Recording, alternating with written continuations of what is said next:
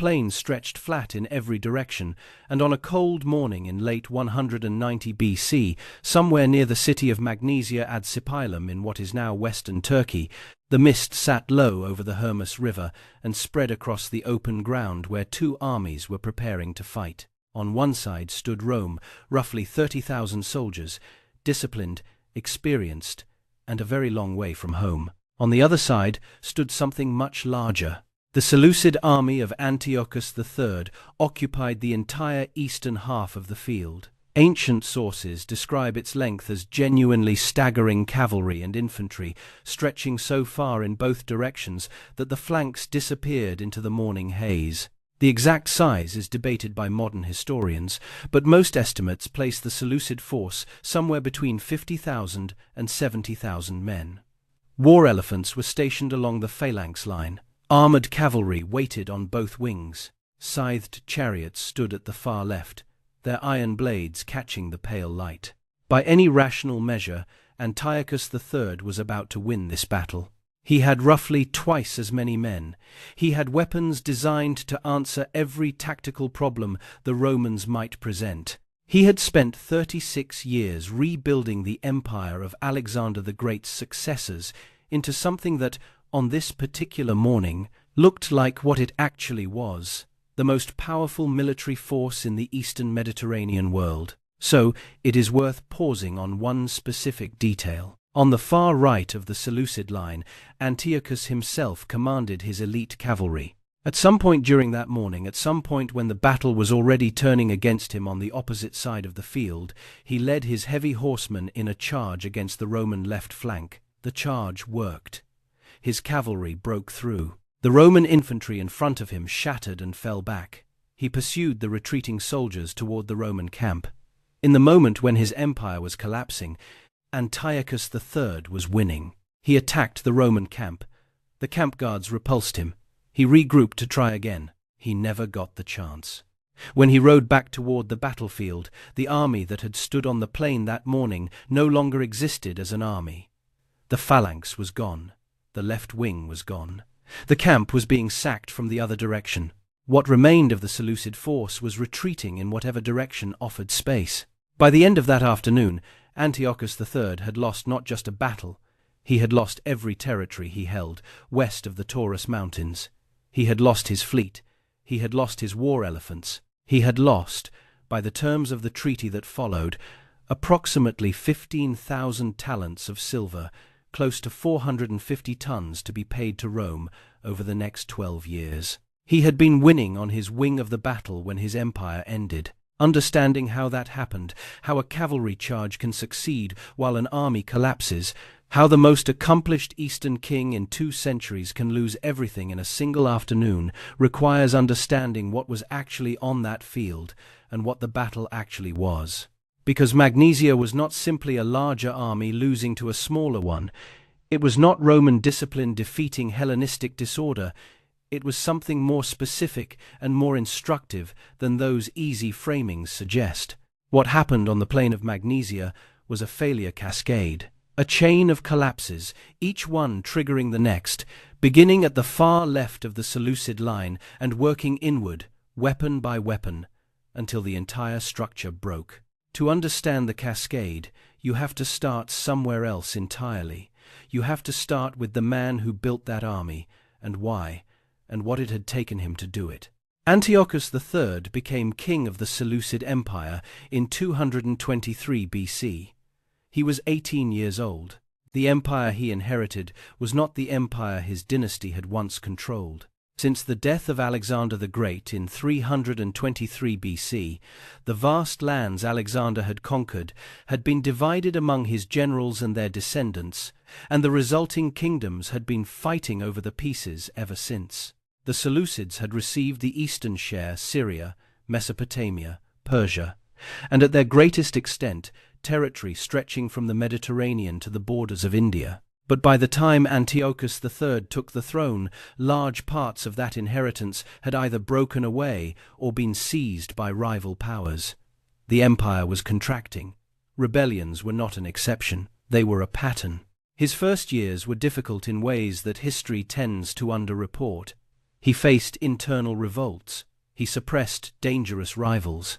He launched an early campaign against the Ptolemaic Kingdom of Egypt and was stopped at the Battle of Raphia in 217 BC, a significant defeat that he spent years rebuilding from.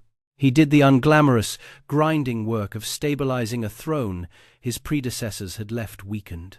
And then, starting around 212 BC, he did something no Seleucid king had attempted in generations. He marched east. This campaign, historians call it the Anabasis, borrowing the Greek word for an expedition into the interior, lasted roughly 7 years. Antiochus marched from Syria into Armenia, then east through Parthia, then further into Bactria, and eventually all the way to the borders of India, where he renewed the alliance that Seleucus I had established with the Mauryan rulers decades before.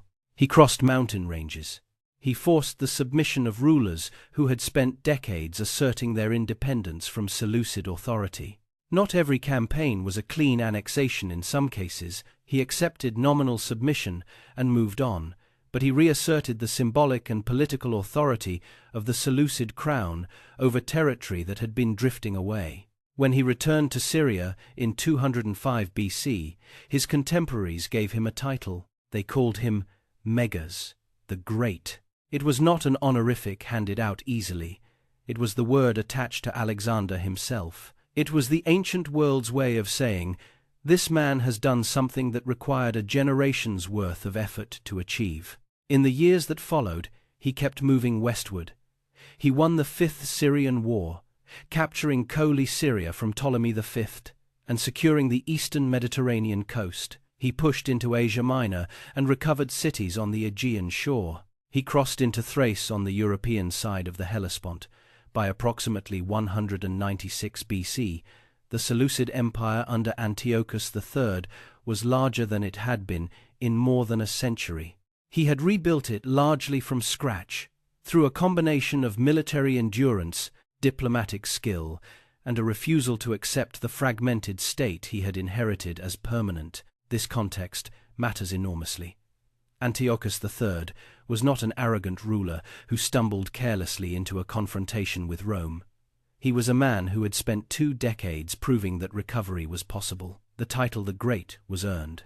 Every strategic calculation he made in the years that followed was shaped by a career that had taught him, repeatedly, that resilience and numbers eventually prevailed.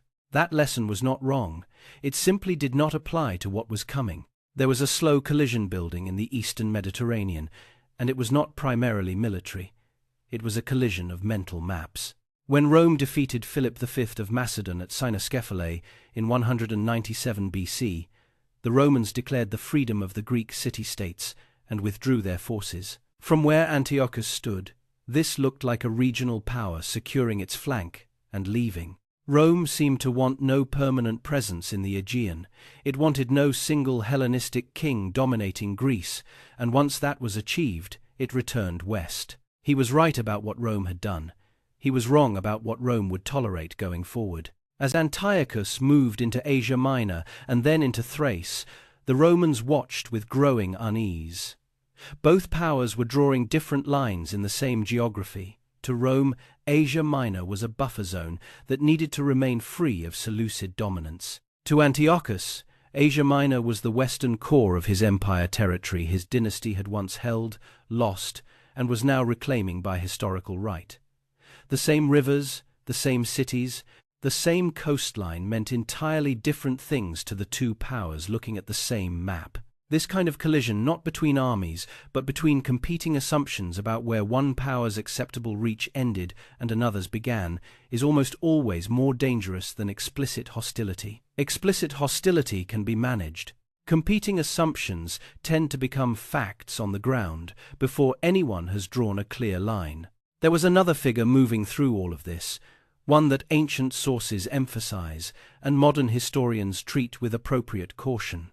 Hannibal Barca, the Carthaginian general who had nearly destroyed Rome at Cannae in 216 BC, had fled Carthage after Rome pressured his removal from political life and had eventually made his way to Antiochus's court. He appears to have urged Antiochus to take the war directly to Rome and the western Mediterranean. Antiochus, for reasons that remain somewhat opaque in the sources, did not follow this advice. What is clear is that Hannibal's presence at the Seleucid court alarmed the Romans deeply and contributed to the atmosphere of distrust building between the two powers. By 196 BC, what some modern historians have called a Cold War was fully underway. Both sides were competing for influence among the Greek city-states. Both were making alliances, applying pressure, positioning themselves as guarantors of Greek freedom. Neither wanted direct conflict yet, but both were moving in directions that made conflict increasingly hard to avoid. The match was struck not by Rome or Antiochus, but by the Aetolian League. The Aetolians were a Greek confederacy that had fought alongside Rome against Philip V. They had expected generous reward after Cynoscephalae. They felt, instead, that Rome had taken the credit and distributed the gains according to its own interests rather than theirs. Their resentment had been accumulating for years, and by 192 BC they made a calculated move. They invited Antiochus III to cross the Hellespont and liberate Greece. He accepted. The decision to enter Greece in 192 BC is one of the most studied miscalculations in ancient history. The reason is straightforward. He brought approximately 10,000 men with him, 10,000 soldiers to trigger the broad Greek uprising he expected once he arrived. 10,000 soldiers against an alliance that, the previous year, had fielded a Roman-led force of roughly 30,000. The uprising did not come. Philip V of Macedon, whom Antiochus had expected to join him against Rome, refused. The Achaean League stayed neutral. Most Greek city-states, having recently experienced Roman liberation and finding it reasonably livable, did not rush to exchange it for Seleucid liberation. The broad coalition Antiochus had counted on never materialized. The Romans sent an army to Greece. At Thermopylae in 191 BC, at the same famous pass where 300 Spartans had held the Persians 2 centuries earlier, a site whose historical resonance was very much alive to every educated person in that world, the Romans flanked Antiochus's position and routed his force. He escaped with his cavalry and retreated by sea. His Greek adventure was over in a single campaign season. What followed was a series of naval engagements that closed the Aegean to Seleucid power. Hannibal, commanding a Seleucid fleet, was defeated at the Battle of Eurymedon in August of 190 BC. A combined Roman and Rhodian fleet then crushed the main Seleucid navy at Myonnesus in September. Those 2 defeats removed Antiochus's ability to contest the sea lanes. The crossing of the Hellespont was no longer defensible.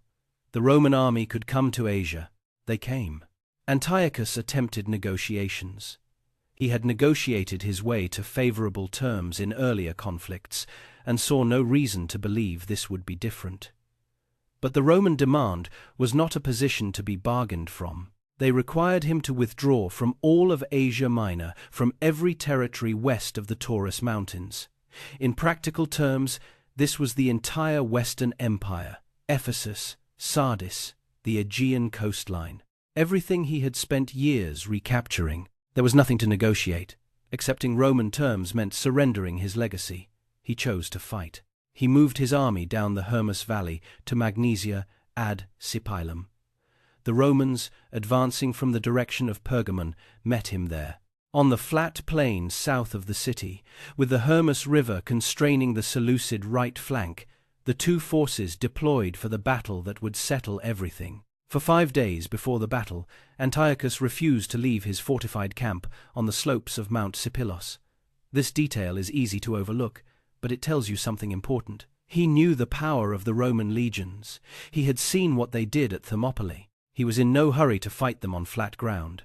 The Romans offered battle every day, advancing to within javelin range of the Seleucid position, and every day Antiochus declined. On the 5th day, according to the sources, the Roman commanders sent word, "Tomorrow we attack whether you come out or not." That night, the Seleucid army prepared to move. What came onto the plain of Magnesia the next morning was, by any standard of the ancient world, a remarkable thing to confront. The phalanx formed the center. 16,000 men, armed with sarissas, pikes roughly 5 meters long. The formation they stood in was 50 men wide and 32 deep. Standing in front of that formation, what you would see is a layered wall of overlapping pike points extending from ground level to well above head height, stretching hundreds of meters across the plain. The front ranks had their sarissas leveled. The ranks behind had theirs angled upward at increasing degrees, creating a barrier of wood and iron that no unshielded infantry could approach from the front and survive. This was not a weapon with weaknesses at its core. From the front, it was essentially impenetrable. Interspersed within that phalanx, at intervals between its unit blocks, were the war elephants. Ancient sources give the number as 54. Appian described the formation as resembling a wall with towers, the phalanx as the wall, the elephants rising above it like mobile battlements. The logic was sound. Infantry already unnerved by the phalanx would have to also contend with animals weighing 5 tons, capable of a charge no infantryman could easily stop. Their placement was not decorative, it was tactical. On the right wing of the Seleucid line, closest to the river, Antiochus stood with his cataphracts. These were heavy cavalry, in which both rider and horse were armored in overlapping iron and bronze scales. Think of them not as ordinary cavalry, but as armored shock troops, a charge designed to break whatever formation it struck, not through speed alone but through mass and weight, and the terrifying spectacle of iron-clad horses and riders moving at full speed. He had roughly 3,000 of them on this wing alone, supplemented by his elite household cavalry, the aegma, and by infantry units, including the Argyraspides, the Silver Shields, whose name preserved the memory of Alexander's elite guards. On the far left, Crown Prince Seleucus commanded another large force. This wing included more cataphracts, Galatian cavalry, and infantry recruited from the Celtic tribes settled in Asia Minor, Cappadocian contingents, and various allied troops. Arab archers, mounted on camels, were positioned to the front. And at the very leading edge of this left wing, the scythed chariots. The number varies in the sources, but somewhere between 40 and 60 vehicles, 2-horse and 4-horse, with iron blades mounted on the wheel hubs and axles, designed to cut through infantry formations at speed. It was a weapon the Persians had used against Alexander 2 centuries earlier. In theory, a chariot charge through an unprepared infantry line opened a gap that heavy cavalry behind it could exploit. The tactical concept was not ridiculous. The problem was that no infantry army that had encountered scythed chariots in the past century and a half had remained unprepared for them. Eumenes II, commanding the Roman allied right wing, was certainly not unprepared. He was the king of Pergamon, a small but strategically positioned kingdom on the western Aegean coast, and for the past several years, one of Rome's most valuable allies. Eumenes had very direct personal motivation to win this battle. In May of that same year, just 7 months earlier, Antiochus III had invaded Pergamene territory, ravaged the countryside, and besieged the city of Pergamon itself. Eumenes had been forced to abandon his political work in Greece and rush home to defend his own capital. The siege had eventually lifted, but not because Antiochus had been driven away, because the broader situation had shifted. The memory of those months was not abstract for Eumenes. On this plane, he was not fighting for Rome. He was fighting for his city and for the survival of his kingdom as an independent power. That distinction mattered in how he fought. Across from all of this stood the Roman army. The formal commander was the consul Lucius Cornelius Scipio Asiaticus, the younger brother of the most famous general in Roman history.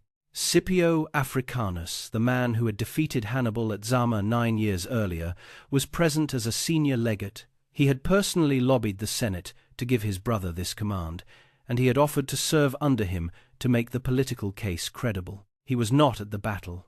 He had fallen seriously ill in the days before the engagement and was absent from the field when the armies deployed. The sources record this plainly.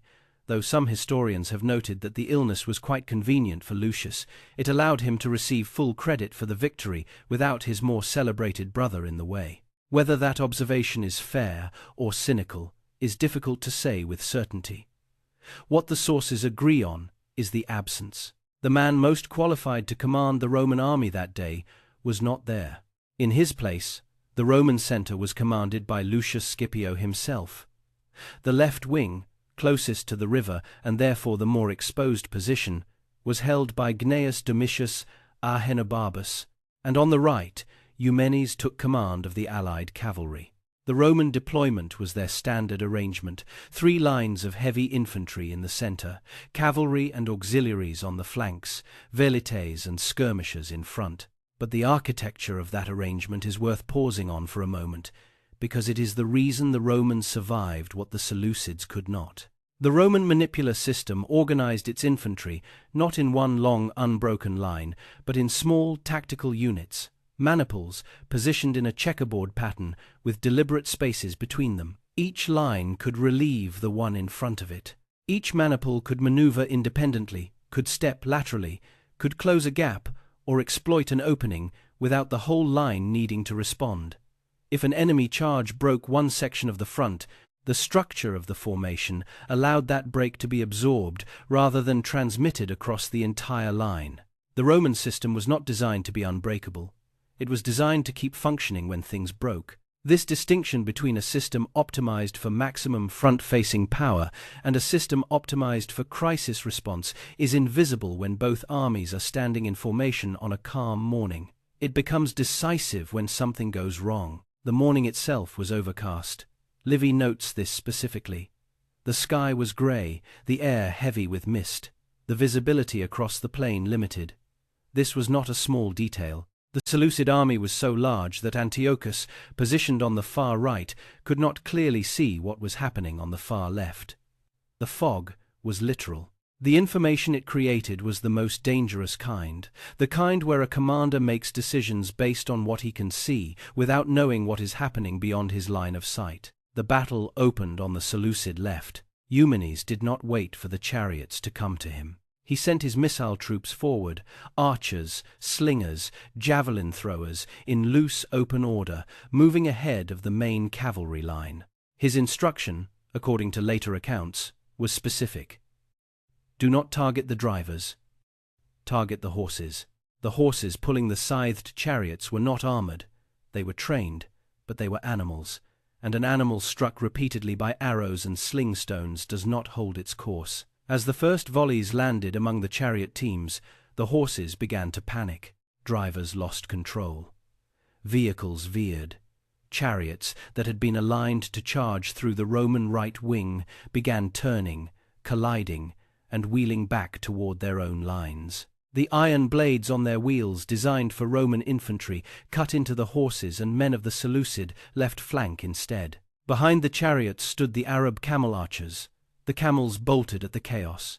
Behind them waited the cataphracts of the Seleucid left, prepared to charge through the gap the chariots were supposed to open. Instead of a cleared path, they received a wall of panicking animals moving toward them at speed. Their formation, which had not yet moved, which had not yet charged, which should have been steady and coiled to strike, broke into disorder before they had struck a single blow. Eumenes saw the disorder. He charged immediately, before the cataphracts could recover and reorganize. The Pergamene and Roman cavalry hit the Seleucid left while it was still absorbing the chariot disaster. Cataphracts are devastating when they charge in close formation with full momentum. Receiving a charge while still disordered is a situation they were not built to handle. Their strength was offensive. Defensively, standing disorganized while an enemy cavalry charge came into them, they were just armored men on armored horses in a broken line. They broke. They fled toward the Seleucid camp. With the cataphracts gone, the infantry guarding the left side of the phalanx, Galatian cavalry, Cappadocian contingents, mercenary troops, faced attack from multiple directions at once. Eumenes's momentum was carrying laterally from outside. The Roman center was advancing from the front. They had no organized response to offer. Some retreated, some fled outright. The left flank of the Seleucid phalanx was now open. 16,000 men, 50 wide and 32 deep, the strongest infantry formation in the ancient world, and no one protecting its left side. Here is what that means in practical terms. The sarissa is a weapon of formation. A phalangite, holding a 5-meter pike, surrounded by the men on either side and behind him, is part of a system that is effectively invulnerable from the front. Those sarissas extend so far forward that an enemy soldier cannot reach the man holding the pike without first getting past multiple layers of pike points that he has no room to avoid. In formation, the phalangite is nearly untouchable. That same phalangite, approached from the side by cavalry, is holding a 5-meter pole that is suddenly useless. He cannot bring the point to bear on a horseman coming from his left. He cannot pivot the weapon in tight formation without striking the man beside him. The weapon that made him lethal in formation makes him nearly helpless when the formation's assumptions break down. The phalanx was now being attacked from its open left side. The Roman center was pressing from the front. And then the elephants. The Roman velites, light infantry skirmishers, and the missile troops had been doing steady work throughout the battle, and they turned their attention now to the elephants interspersed within the phalanx. Javelins, slingstones. The elephants, massive and seemingly invulnerable, are not invulnerable to sustained pain. An elephant that is struck repeatedly, that is frightened, that has no clear direction to charge in a confined space, does not hold position. It moves. And the direction it moves is determined not by tactics, but by instinct away from the source of pain, toward what instinct reads as safety, which in a chaotic battle is very often the interior of the formation rather than the exterior. The elephants turned inward. 5-ton animals, moving in terror, through a formation of men standing in tight ranks with 5-meter pikes. The phalangites, who had been holding their formation against Roman pressure, who had not broken from the front, who were following every drill and every training impulse they possessed, they were now being killed by their own assets. The formation broke. The phalangites ran. If you had been watching this battle from above, which no one could, and which is the fundamental problem of ancient command, you would have seen the Seleucid army dissolving from the left inward, like a cloth burning from one edge toward the center. First the chariots, then the left-wing cavalry, then the left flank infantry, then the elephants collapsing the phalanx from within, each failure enabling the next. A cascade. Now look at the other side of the plain. Through all of this, through the chariot disaster and the cavalry rout and the phalanx's exposure, Antiochus III had been fighting his own battle, and he had been winning it. At roughly the same time the scythed chariots were being destroyed on the Seleucid left, Antiochus had launched his charge on the right. His cataphracts and aegma cavalry went forward against the Roman left wing Ahenobarbus's force, constrained by the river, the more exposed and less mobile of the two Roman flanks. The charge hit. It worked. The Roman left infantry shattered and fell back. Antiochus pursued. Think carefully about what he was experiencing in those moments. From where he was riding, everything was going as planned. His charge had broken through. The enemy in front of him was retreating. His horsemen were driving Romans from the field. The sounds around him were the sounds of a successful cavalry charge. He did not know that 3 kilometers away in the morning mist, his scythed chariots had turned back through his own lines. He did not know that Eumenes had driven the Seleucid left toward the camp. He was not in possession of those facts. He was a cavalry commander, in pursuit of a broken enemy, and everything his decades of experience had taught him said that pursuit was the correct move. He pressed forward. He reached the Roman camp. He attacked it. The camp guards repulsed him. This was not unexpected. Roman marching camps were built to be defended, with a ditch, a rampart, and a garrison capable of holding the walls even during an active battle. Antiochus regrouped. He would organize another assault. Somewhere in that pause, the battle reached him. Not as a report, not through a messenger, as a fact. The returning cavalry, the sounds from across the field, the smoke from the camp being sacked from the wrong direction, whatever combination of signals reached him, what he understood was the same. The left wing was gone. The center was gone. The phalanx that had stood in the center of the plain through the first hours of the battle had dissolved. The camp he had been trying to take was now under attack from the direction of his own former lines. He retreated toward Sardis. He had perhaps 6,000 cavalry still with him. The army he had brought to Magnesia that morning no longer existed. Ancient sources report Seleucid dead in the tens of thousands. Livy gives a figure of around 50,000. Appian gives a similar number. Modern historians treat these figures with considerable skepticism and note that casualty counts in ancient sources almost always reflect the winner's interest in dramatizing the scale of the victory. What is not exaggerated is the military reality. The organized Seleucid force in Asia Minor was finished. The survivors scattered across the plain and the roads leading to Sardis. The Roman and Pergamene losses were far smaller. The ancient figure of fewer than 400 Roman dead is almost certainly too low. It is the kind of number that serves a narrative rather than records a fact. But whatever the actual cost to the Romans, it was modest compared to what the Seleucids lost that afternoon. Livy describes the aftermath with unusual directness. The Seleucid route was not clean men trampled by their own elephants, cavalry cutting down infantry in the disorder, the standard nightmare of a formation army losing its formation on an open field. The Roman legionaries who finally broke into the Seleucid camp, having been repulsed once before by the camp guard, did so with the anger of men who had already taken a hard fight, and the sources record what followed as a massacre. The Battle of Magnesia was over. Now came the reckoning. If you subscribe to this channel and enjoy this kind of military history, there is more of it available. But for now, the more important story is what happened in the 2 years after the battle, because the peace that followed was, in its own way, as consequential as the battle itself. Antiochus sent envoys.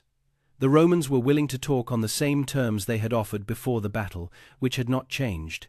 The formal treaty was agreed upon in principle shortly after the battle and was concluded at the city of Apamea in 188 BC. It is known as the Peace of Apamea, and its terms need to be stated fully, because they represent a comprehensive defeat with no precedent in Hellenistic political history.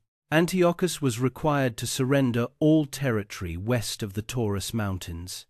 This was not a border adjustment. This was the entire Western Empire: Lydia, Phrygia, Caria, Lycia, Pamphylia, Pisidia, the great cities of the Aegean coast, Ephesus, Sardis, the network of ports and roads that connected the Seleucid Empire to the Mediterranean world, gone. He was required to surrender all his remaining war elephants. He was required to reduce his fleet to 10 warships, enough for coastal policing, nothing close to enough for projecting power into the Aegean. He was required to provide 20 hostages to Rome, to be replaced every 3 years. Among them was his own son, the boy who would later rule as Antiochus IV Epiphanes. This young prince grew up in Rome. He watched how Roman power operated from the inside. He returned to the Seleucid Empire as its king, and when he needed money, which he always did, because of the indemnity his father had left him, he turned to the same method his father had used, raiding Eastern temple treasuries. That choice eventually led to the desecration of the temple in Jerusalem and the Maccabean revolt in Judea. The financial consequences of Magnesia reverberated for a generation.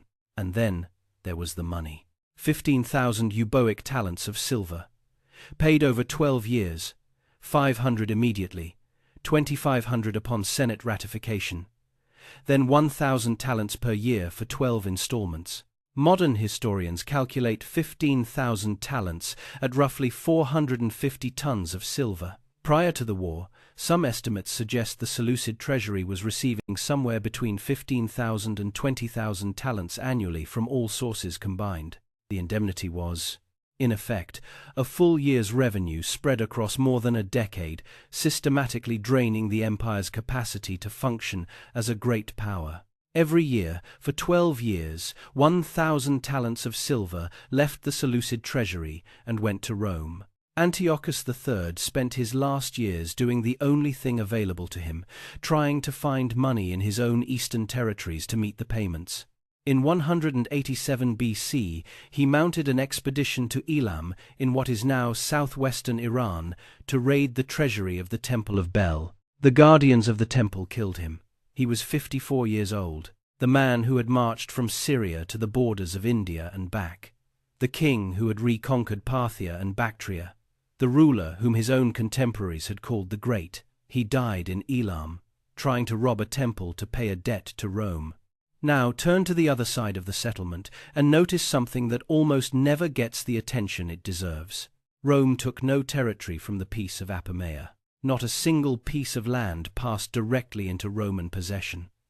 No Roman province was created in Asia Minor. No Roman governor was appointed. No Roman garrison was left behind to enforce the new order. Instead, Rome redistributed the territory to its allies. Eumenes II of Pergamon received Phrygia, Lydia, Lycia, Pisidia, and Pamphylia, an expansion that transformed his small kingdom almost overnight into the dominant power in Western Asia Minor. Rhodes received portions of Caria and Lycia. Both were expected to administer these territories, maintain regional stability, and serve as Rome's extended reach in the Aegean without requiring Roman soldiers or Roman administration to do it. Then Rome withdrew. This was genuinely new. The Romans had fought one of the most consequential wars in Mediterranean history, won it decisively, extracted an extraordinary financial settlement, redrawn the map of the Eastern world, and then left. No occupation, no annexation, no direct administration, just the fact of Roman military supremacy and the clear understanding among every power in the region that Rome could return if anyone challenged the arrangement. Power without presence. Dominance without the cost of governing what had been won. For Eumenes, the outcome was transformative. In the decades after Magnesia, he rebuilt Pergamon into one of the great cities of the ancient world. He constructed the altar of Zeus, a structure so magnificent that its reconstruction fills a major hall in the Pergamon Museum in Berlin today.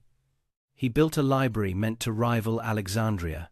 He commissioned the propylon of the sanctuary of Athena Nikephoros, the monumental gateway to the city's most sacred precinct, and decorated its upper frieze with images of captured Seleucid weapons, a chariot, cataphract armor, a sarissa pike, a Galatian shield, a catalogue, carved in stone, of the weapons that had failed on the plain of Magnesia.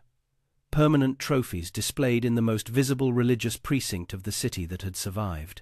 If you stand in Berlin today and look at the fragments of that frieze, you are looking at the physical record of that cold morning in late 190 BC, the weapons that had appeared on the Seleucid battle line and had come home to Pergamon as evidence of who had won. There is a question that follows naturally from all of this, and it is not the obvious one. The obvious question is, why did Rome win? That answer is relatively clear. The Roman system was more flexible. Eumenes handled the scythed chariots with tactical precision. The elephants destroyed the phalanx's cohesion from within. Antiochus made a single command decision to personally lead the charge and pursue that removed him from the battle at the exact moment the battle needed him. Those are the mechanics. The failure cascade runs from the chariot disaster through the left flank collapse, through the isolated phalanx, through the panicked elephants. Each element failing in sequence, each failure enabling the next. But the more interesting question is what Magnesia reveals about power itself and why the mechanism of its collapse matters beyond the specifics of one afternoon in Lydia. Antiochus III did not build a weak army. He built an extraordinary one by the standards of his time and his world. The phalanx was not a relic. It had been the dominant infantry formation of the Hellenistic world for 150 years, and it had won battles across 3 continents. The cataphracts were not primitive. They were the product of generations of tactical refinement and had broken cavalry and infantry in dozens of campaigns. The war elephants were not a gimmick. They had helped win battles from India to Africa. What failed at Magnesia was not the weapons individually. What failed was the system that connected them. A phalanx needs its flanks protected. That is not a weakness, it is a design specification. The formation is precise and powerful when all surrounding elements do their jobs. When the scythed chariots turned back through the cataphracts, when the cataphracts fled and the left wing collapsed, the phalanx was being asked to do something it had never been designed to do: survive alone. And when its own elephants panicked inward, it was not destroyed by Roman swords. It was destroyed by itself. The Roman system facing the same battle on the other side of the field, lost its left wing entirely. Antiochus's charge was real. The Roman left broke and ran. The battle continued. The velites kept working on the elephants. The center kept advancing. Eumenes's cavalry swept laterally after breaking the left flank and began attacking the phalanx from the side. The Roman system did not require ideal conditions to keep functioning. It was built to function when conditions stopped being ideal. This is the distinction the title of this video is actually describing. Not a simple contest of civilizations, not a straightforward verdict that one military tradition was superior to another. The specific, observable difference between a system built for maximum concentrated power and a system built for maximum resilience. And what happens when those two philosophies meet on a day when nothing goes entirely according to plan? Antiochus III had spent his entire reign in conditions that were not ideal and had found ways to prevail. He had won in Armenia. He had won in Parthia. He had won on the Phoenician coast. He had won campaigns that should have broken lesser rulers. The lesson his career taught him was that determination and resources and numbers eventually turn the tide.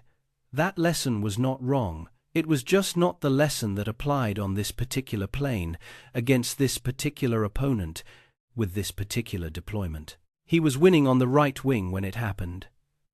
That detail, which reads like irony and feels like a historical footnote, is actually the most precise summary of what Magnesia was. Not a defeat caused by weakness, a defeat caused by a gap. The gap between the part of the battle Antiochus could see and the part he could not. Between the success he was personally achieving and the collapse happening beyond his line of sight in the morning haze. Between a cavalry charge that worked exactly as planned and a center that was already gone before he could turn around. The most accomplished Eastern king of his century rode back from a successful cavalry charge into a field that had decided his fate without him. The plain near Magnesia ad Sipylum is the Manisa Plain today, in western Turkey. It is flat farmland. The Sipylos Mountains rise to the north. The Gediz River, once the Hermus, still runs through it. There is no monument on the field, no marker indicating what happened there, no inscription recording the names of the units that stood and broke on that morning. The landscape holds nothing visible from that day. Antiochus retreated to Sardis. He paid what he could. He tried to hold together the empire east of the Taurus. He raised troops, consolidated what remained, and kept the political machinery of the Seleucid crown functioning for the 3 years he had left. And then he rode east to a temple in Elam, and the people whose treasury he was raiding killed him. His son Seleucus IV took the throne. The indemnity payments continued. His other son, the hostage in Rome, watched the payments arrive year by year from the other side of the transaction. When that hostage eventually became Antiochus IV and returned to the east as king, he brought with him a very direct education in what Roman power looked like from the inside, and a very direct inheritance of debt. The ripples from Magnesia ran through the entire 2nd century BC. They touched Judea and the Maccabean revolt. They shaped the decline of Pergamon a generation later. They established the template of indirect Roman hegemony that the Republic would apply, again and again, across the entire Mediterranean basin over the following 100 years. By the time Rome became an empire, the political logic of Apamea was already old: extract a settlement, redistribute the territory through proxies, leave. Whether anyone in 190 BC understood the full scope of what had changed on that plain is impossible to say. Antiochus III did not live long enough to see the consequences fully unfold. The Romans were busy with other things. There were always other things. Eumenes celebrated his victory in stone and marble and went about the work of governing his expanded kingdom. The phalanx that had stood on the plain of Magnesia, 16,000 men, 50 wide and 32 deep, the living embodiment of a military tradition stretching back to Philip II of Macedon, never again formed the center of a major Seleucid army. The tradition continued in other forms, in other kingdoms, but the Western Mediterranean would not see it at that scale again. What the viewer of this history is left with is not a simple verdict. The weapons that lost at Magnesia were not foolish. The king who deployed them was not incompetent. The army that broke was not cowardly. What happened was more precise and more instructive than any of those framings. An extraordinarily powerful military system failed because one of its components, the scythed chariots, broke first, turned inward, and started a chain reaction that the system had no capacity to absorb. And while the chain reaction was running, the man responsible for the system was 3 kilometers away in the morning mist, winning his own smaller battle, unable to see what was happening to everything he had built. There is something worth asking, after sitting with all of this. If you were building a system, military, organizational, institutional, whatever, would you build it to be as powerful as possible under ideal conditions? Or would you build it to keep functioning when the conditions stopped being ideal? The Romans on the plain of Magnesia had already answered that question, even if they had never phrased it that way. The Hermus River still runs through the Magnesia plain. The mountains still rise in the background, flat land, cold mornings, a landscape that remembers nothing.